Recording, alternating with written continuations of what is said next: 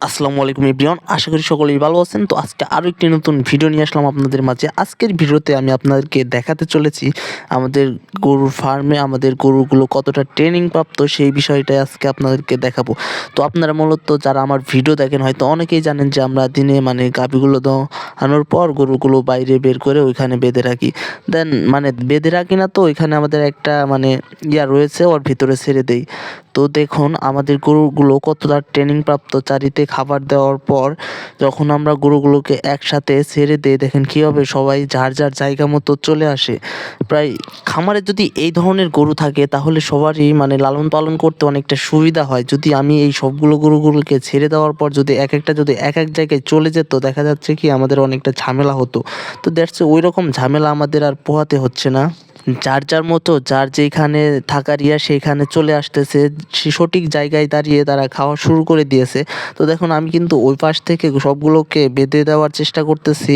তো দেখেন গরুর এরকম সুন্দর দেখতে ভালোই লাগে, সবারই কিন্তু ভালো লাগার কথা। আর এইরকম দৃশ্য দেখতেও কিন্তু অনেকটা সুন্দর লাগে। দেখুন আমরা মানুষই যেরকম না বুঝি, ওরা কিন্তু এর চাইতে অনেকটা ভালো কিছুই বোঝে।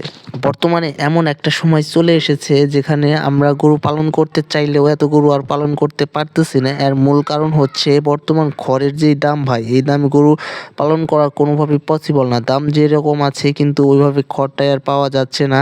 তার কারণে দেখা যাচ্ছে আগের মতো আর আমরা গরু পালন করতে পারবো না।